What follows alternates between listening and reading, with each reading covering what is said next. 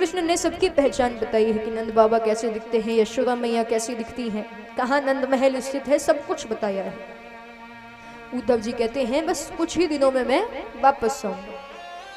अब रथ पर सवार हो गए हैं, आधे रास्ते पहुंचते हैं, कुछ गोपियां मिलती हैं। उन गोपियों से कहते हैं कि नंद महल कहां पर है। गोपियां कहती हैं कि आप मथुरा से आए हो। उद्धव जी कहते हैं आपको कैसे पता।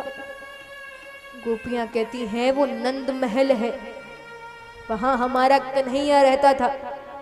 अरे कौन नहीं जानता उस महल को, केवल जो मथुरा से या बहुत दूर से आए होते हैं वही नहीं जान पाते। तो गोपियों ने भगवान के घर का रास्ता बताया है। कुछ समय बाद जब उद्धव जी पहुंचते हैं, मेरा जोर जोर से द्वार खटखटाते हैं, नंद बाबा ओ नंद बाबा। नंद बाबा ने द्वार खोला। एक समय के लिए लगा कि मानो साक्षात श्री कृष्ण आ गए, क्योंकि जैसा मैंने कहा कि उद्धव जी की चाल ढाल बोलना चालना सब श्री कृष्ण जैसा है। तो एक समय के लिए नंद बाबा को लगा कि मानो साक्षात कन्हैया चले आए। दौड़ लगा दी, जाकर के उद्धव जी को अपने गले से लगाते। मेरा जैसे ही गले से लगाया जोर जोर से रो रहे हैं। लेकिन कुछ समय बाद जब हटाकर देखा तो कन्हैया नहीं उद्धव जी है। जैसे ही उद्धव जी को देखा तो नंद बाबा और रोने लगे। अंदर से यशोदा मैया चली आई है, लगा कि मानो उनका कन्हैया चला आया है। यशोदा मैया भी देखती हैं ये कन्हैया नहीं उद्धव जी है। उद्धव जी पहले नंद बाबा को पहचान नहीं पाए, क्योंकि जैसा वेश बताया तो उससे बिल्कुल विपरीत हो गए हैं। बुजुर्ग हो चुके हैं, चेहरे पर झुर्रियां आ चुकी हैं, आंखें अंदर तक धसी हुई हैं। उद्धव जी कहते हैं आप नंद बाबा हैं। नंद बाबा कहते हैं हाँ मैं ही नंद राय हूं। कहते हैं क्षमा करना मैं आपको पहचान नहीं पाया। महाराज जब अंदर बैठाया है, नंद बाबा कहते हैं आप बैठिए, बहुत दूर से चल करके आए हैं, हम आपके लिए भोजन लाते हैं। अब स्वाभाविक सी बात है, भोजन लेने कहाँ जाना था, रसोई घर में। लेकिन नंद बाबा जाते हैं बाहर की तरफ।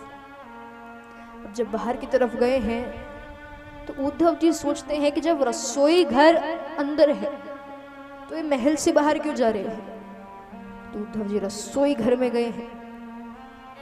महाराज जैसे ही रसोई घर में गए तो उद्धव जी का हृदय फटा का फटा रह गया।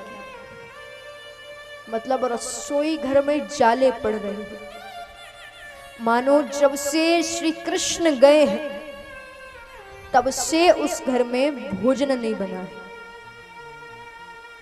उद्धव जी कहते इतना प्रेम कोई कैसे किसी से कर सकता है।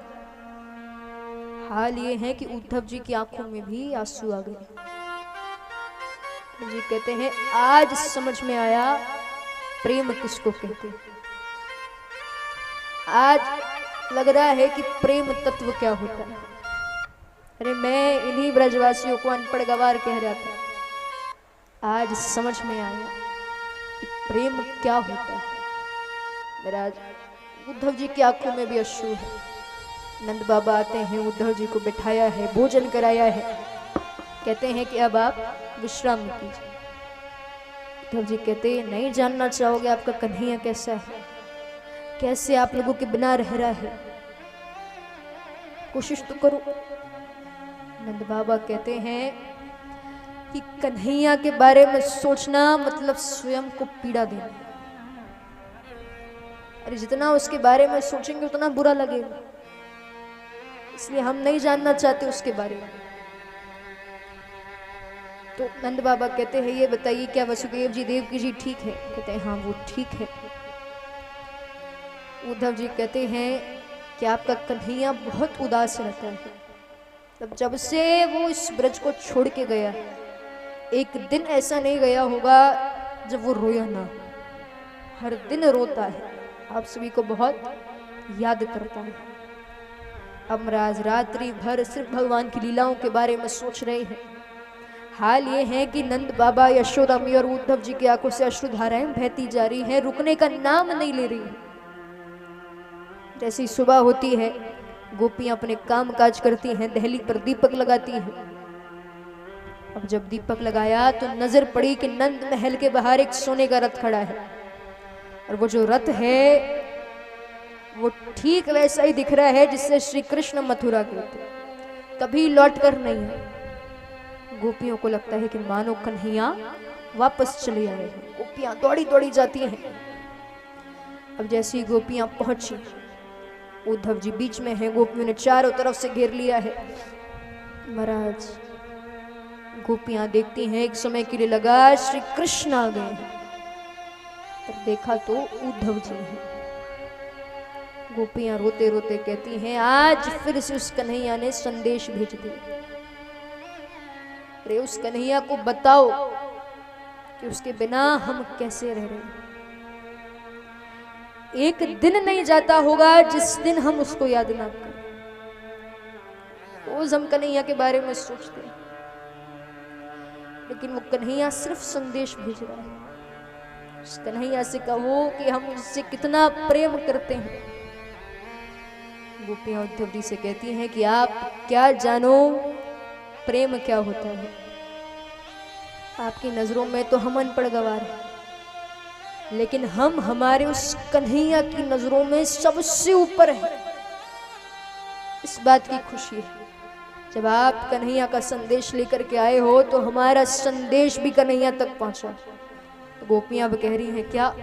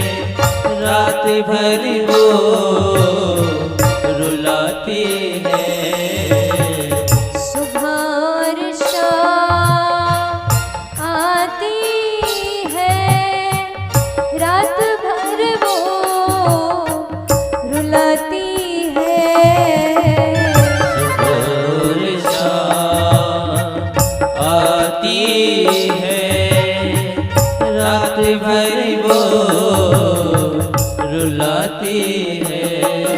चैन हमको नहीं आता, चैन हमको नहीं आता। बताओ क्या करे मोहन, तुम्हारी याद आती है। बताओ क्या करे मोहन।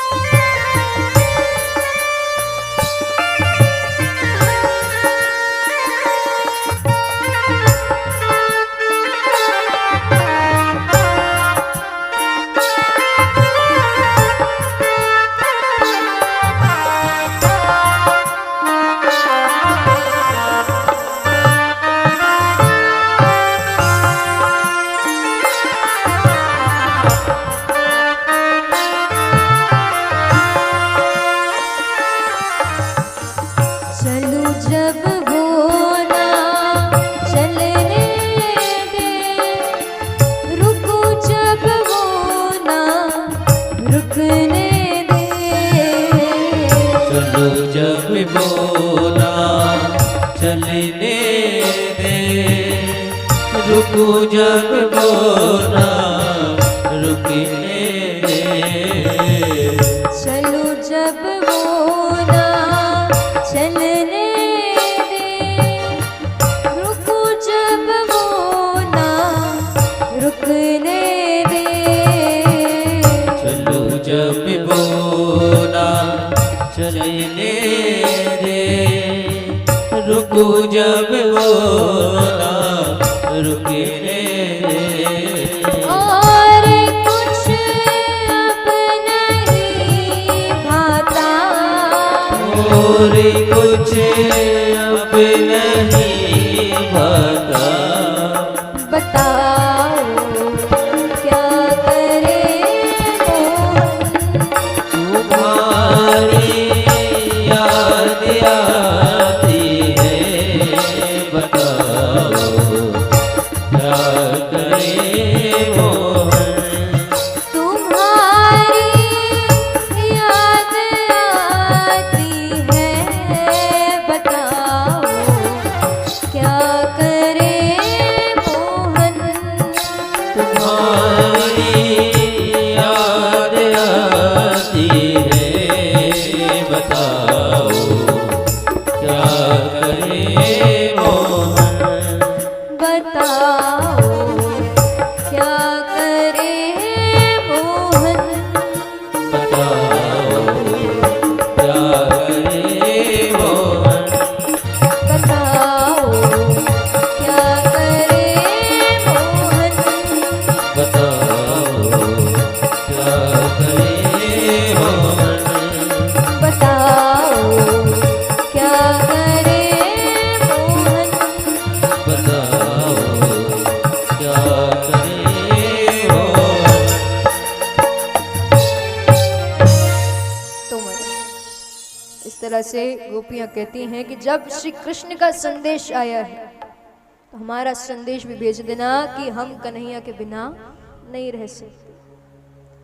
एक दिन ऐसा नहीं जाता जिस दिन उस कन्हैया की याद नहीं, हर दिन याद करते हैं। वो कन्हैया कहता है कि हमारे बिना नहीं रह सकते। अरे हम तो उसको याद करके बेहोश हो जाते हैं। तो जाकर के उस कन्हैया से कह देना, जितना याद वो करता है उससे कई ज्यादा याद हम सब करते हैं। उद्धव जी कहते हैं कि आप नहीं जानते, जब आप बेहोश हो जाते हो तब भगवान ही आपको अपने घर छोड़ करके आते सही सलामत। ये वृंदावन है, भगवान यहाँ हमेशा वास करेंगे, चिंता मत करो। यदि उन्होंने कहा है कि वो वापस आएंगे तो जरूर आएंगे, चिंता मत करो। वो कन्हैया है, उन्होंने वचन दे दिया तो पूरा जरूर करेंगे। वैसे भी वृंदावन धाम है, यहाँ पर भगवान हमेशा वास करते हैं। अब उद्धव जी सोचते हैं कि गोपियों को इतना दुख है, उनका दुख दूर करना भी जरूरी है। प्रेम तत्व समझ चुके हैं, इसलिए कई दिनों तक उस ब्रज में ही रुकते हैं। जब कई दिनों बाद वापस आते हैं, श्री कृष्ण देखते हैं आज तो उद्धव जी आए हैं। भगवान कहते ये क्या उद्धव, बात हुई थी कुछ दिनों में आओगे, तुम तो कई दिनों में आए हो। उद्धव जी कहते हैं कि प्रभु कृपा निधि, करुणा निधि, दया के सागर, दया सिंधु, ये सारे नाम आपने स्वयं ने रख लिए हैं, इनमें से आप एक भी नहीं हो। भगवान कहते जान गए प्रेम तत्व, क्योंकि इस तरह से बातें सिर्फ वही व्यक्ति मुझसे कर सकता है जो प्रेम जानता हो, और सिर्फ गोपियां ऐसे कह सकती, जान गए प्रेम तत्व। उद्धव जी कहते जान गया कि ज्ञान से ऊपर भी कुछ है तो वो है प्रेम। अरे आप क्यों हो इन लोगों के बीच में, आप छोड़ दो ये सब, ब्रजवासियों के साथ जाकर रहो। उनकी ऐसी स्थिति है कि मैं देख नहीं पाया, मेरे जैसा व्यक्ति रो दिया वहां पर। भगवान कहते मैं नहीं जा सकती, क्योंकि जब से मैंने कंस का वध किया है तब से कंस के ससुर जरासंध बार बार आक्रमण कर रहे हैं, और यदि उन्हें पता चल गया कि मैं ब्रजवासियों से कितना प्रेम करता हूँ तो वो मुझे मानसिक पीड़ा देंगे, और मैं अपने कारण ब्रजवासियों के ऊपर संकट नहीं आने दे सकता। तो उद्धव जी कहते काम करो, आप सारे ब्रजवासियों को यहीं बुला लो, सब आपके साथ रहेंगे। भगवान कहते हैं मैं ये तो और नहीं कर सकता। अरे कम से कम अभी उन्हें पता तो नहीं है मैं कौन हूं। मैं उनके लिए वही वो थोड़े से माखन के लिए गोपियां नृत्य करा रही हैं, मैं वही बन के रहना चाहता हूँ, गैया चराने वाली। मैं नहीं चाहता कि वो मुझे पहचाने। यहाँ पर हर व्यक्ति को पता है मैं भगवान हूँ, मैंने कंस का वध किया है, क्योंकि मैं नहीं चाहता ब्रजवासी मुझे पहचाने या जाने।